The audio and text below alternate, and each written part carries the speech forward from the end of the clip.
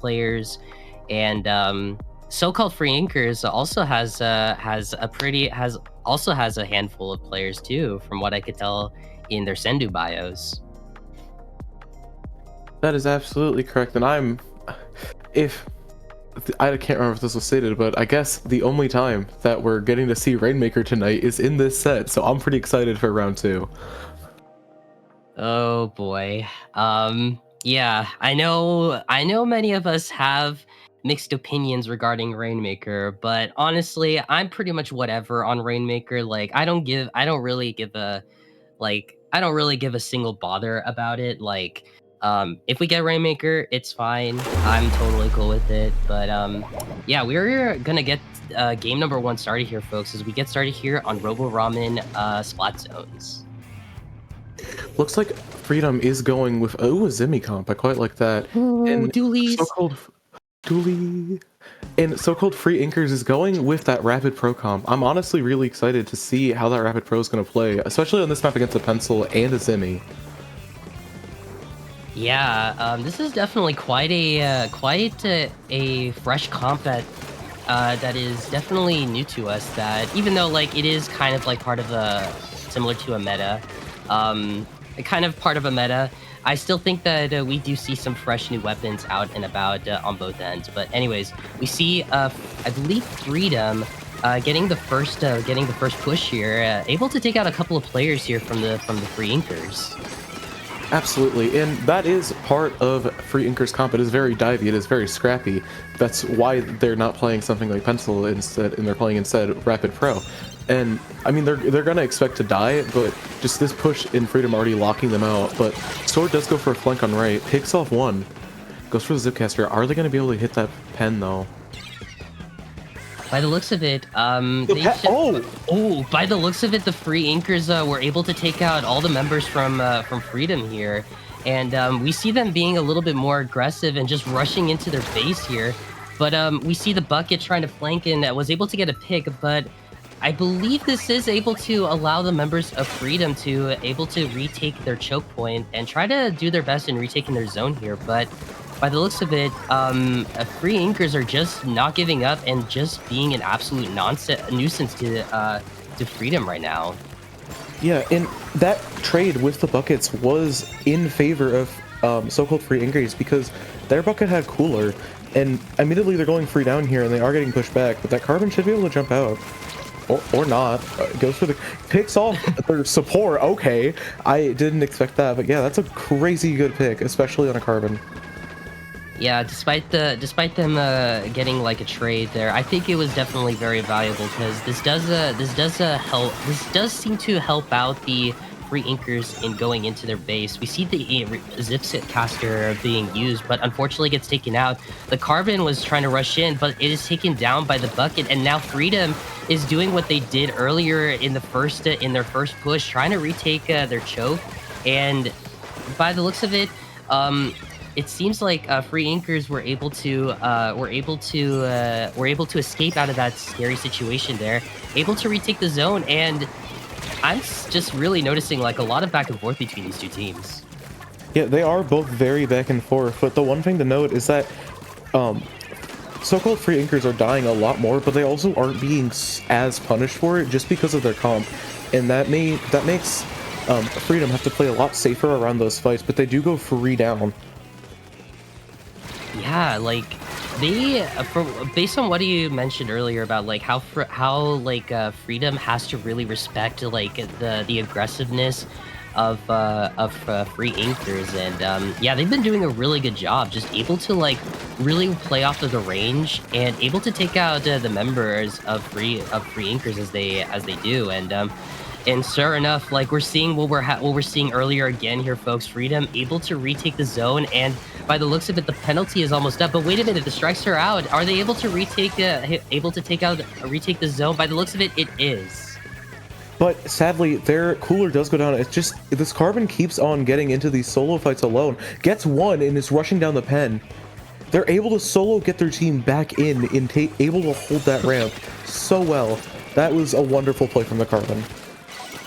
Yeah, definitely, and this does help. Like allow the jumps from the team from Free Inkers, but unfortunately, though, unfortunately, as they were about to jump in, the members of Freedom are just able to just reset themselves and able to retake the zone, and that is honestly a really good bubbler coming from Pastry here, able to like stall it out and even helping the bucket player release the strikes here. We see the strikes coming out from the side of Free Inkers here. Are they able to still hold the zone? They are, and with only 5 seconds remaining, by the looks of it, they were able to get the knockout. Yeah, that first game goes to Freedom. It was a very well fought game from both sides. I am kind of curious to see the KDs, but I know we can't see that. But again, just so-called Free Inkers comp is very scrappy. It's very aggressive, especially with that carbon and the carbon and the bucket. And another thing is that their entire comp combos off of each other. It's very well synergized, especially with carbon's burst bombs, slosher 70s, the rapid hitting 35s to 80s.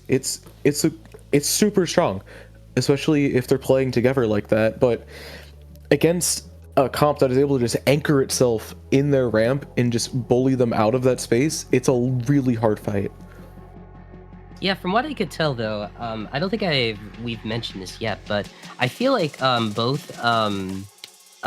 feel like the members of Freedom just really like were just standing still, just not making the first push. Like when retaking the zone or everything, they just want to let the members of Free Inkers just go in and sure enough, they were able to take out all the members and because of this, they were smoothly able to retake the zones and just making sure like they don't let any of the members from Free Inkers capture the zone or like just taking out their fights very well. Like from the best way to describe their comp is that it's a wall. Like I feel like they are definitely like such a strong defensive wall. Mm-hmm. And that's especially amplified by the Zimmy, both having Mist and the Bubble, just able to keep entire areas of the map just completely out of enemy control, especially against a comp with such little, like, the comp from so-called Free Inkers has a lot less range than Freedom's does, and both having the pen and then 3 midline weapons, it's a really good comp into dive, so yeah. Yeah. I am curious to see if we're going to be seeing any more changes, but from what I could tell, I feel like Free Inkers might be sticking with their comp because I feel like just hyperdive, just the dive comps in general, like I feel like they do super well in Rainmaker. And speaking of which, here, folks, we are getting game number 2 started here, and Oh, I am noticing changes for that's both these different. teams. Yeah, what can you tell? What do you see here, Litten? The biggest thing that I'm seeing is Freedom is running backlist now. The pen is switching onto Zap, and Pastry is going off of Zimmy and onto Vanilla Pro. Only thing that I'm seeing different is instead of V-Stamper on so-called Free Inkers, it is now a Booyah Stamp, which is a lot better on Rainmaker, especially a tight map like this. Yeah, this is definitely going to be quite a chaotic back and forth game compared to Splat Zones. But we see here that the members of Free Inkers are able to get the first checkpoint on the right side. A bit of an uncommon route that we don't normally take here, unless if there's like a free opening there. But yeah, as of now though, the members of Free Inkers are just resetting themselves. The Carbon is just able to provide the jumps, and while Carbon gets 2 of that Zuka. Oh wow! And Oh, what? sure This might be a knockout. Yeah, by the looks of it, yeah. Yeah, And that's game. That is absolutely wild. Oh, and we see a little bit of lag going on. I definitely wasn't expecting that because I was just expecting just a chill back and forth chaotic just a chaotic back and forth game between these two teams. But yeah, um, sure enough, Free Inkers were able to just completely dominate that entire match here. We're heading to game number 3 here, folks. Yeah, that's Rainmaker for you. I have no words. That's Rainmaker. It's very just whoever wins that first battle for mid is able to just push up, and then if you can win on check too, you're just, especially on Manta, you're just guaranteed a win. Wait. It's almost impossible to lose that after. Yeah, can you actually describe to me what happened like with the Trizuka double kill? I think I might have missed it when I was So the Zuka, the Carbon Pops Zuka, they missed one of their shots, but I'm pretty sure they indirected. I want to say it was the either the Pro or the Zap. It was one of those two, and then they find them again, and then angle their Zuka upwards, and then it slams down into the Zap and the Pro and kills both of them. Oh my god. I think I might need to rewatch this after once the VOD is out because Yeah. I feel like I missed out on a lot of little things during this game, even though it was just like a quick, a short and sweet game. But we are heading to game number 3 here, folks, and that is going to be Splatoon's on Barnacle and Dime. Do you think we may be seeing any comp changes, Litten? Personally, I am almost certain that they're going to switch to having a pen. Again, pen is very strong on maps like this where it is just a massive flat open space in mid. And also there's some really nice angles you can take from both the enemy team's snipe and their plat, and also your snipe into plat. It's a very strong map for pen, so I wouldn't be shocked if that came back. I honestly think that so-called Free Inker is going to stick that Booyah Sword. Zipcaster isn't super great on this map in particular. There's not a lot of like really high inclines that it can take advantage of. In walls, that's what I meant. In walls to take advantage of for its casters. So, and like I assumed, the pen is back. So, and, oh, X-Blow, crab oh nuke. my. Okay, we are seeing. Wow, this is just That's an interesting. I feel like this is Christmas, low key, because man, we're just getting a lot of crazy gifts right here. But from what I am noticing, Free Inkers is running an X-Blow, a Stamper Nouveau, and the new Twinkle Dualies that comes with Bubbler. And as someone who is a big fan of the Bubbler Dualies, I am all in. Yeah, me personally, I love Twink Dually. It's peak. It's a peak weapon. But I saw a main of charge up on those dualies, and personally I think QR's better, but it's seeming to work out very well for them. They're able to get that bubble on their ramp, but it's not enough to get the zone back from Freedom. Yeah, and from the looks of it, Freedom is doing exactly what they did before, just being an absolute defensive wall here, just not letting any of the members of Free Inkers in Cat retaking the zone. But as I say that, Commentators curse at its finest. The members of Free Inkers were able to retake the zone immediately, and we see the strike coming out from I believe from the bucket player here. We see the crab coming out, able to take out the bucket player. This might enable the members of Freedom to go in here. We see the bucket taking advantage. Never mind. Yeah. Oh yeah, honestly, that is a really safe call there, especially since like they were in a bit of a pickle there. And unfortunately, though, we did see the bubbler coming out from the Zimmy. It is taken out though from the members of Freedom here, or from Free Inkers. Sorry. It's been a. Wait a minute. I think I may have seen a flank coming from the Dualies and the bucket. I think they were able to sneak past and just take a right alley and able to take the plat, allowing the rest of the members of Freedom to just go in. What an incredible retake from them. Yeah, that was an absolutely wonderful flank from the Dualies in the bucket. I was going to point that out, but he beat me to it. And it's looking like that bucket is just diving right in, first of all. But they had cooler, so it's fine. And Freedom does go 4 down. Yeah, this is exactly what we're seeing in round 1 here, folks. Just the constant back and forth between these two teams.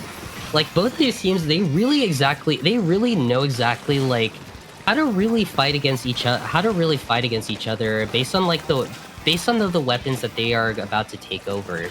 I feel like the one thing that many players in Splatoon tend to forget is they really have to, like, concentrate. They really have to think about, oh, that is an incredible double there coming from the Twinkle Dualies. Yeah, that is an incredible double.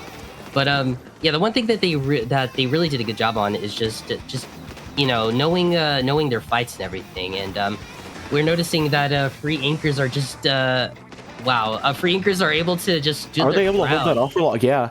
I was about Yeah. to say that Julie on the bucket on bottom left, all four of the members of Free Inkers went immediately right to it, which normally in a lot of cases is enough for the enemy team to get their other free members in and just cap that zone. But even about that, they were able to take care of it fast enough and get back to protecting that zone. Yeah, definitely. Like, um, wow, that was honestly like I absolutely loved what I saw from both these teams, especially from the Splatzones games. Like, just both these teams, just like really understanding, just really getting understanding each other, knowing their fights and everything. Um, but it's mainly the one thing that they have to really like really work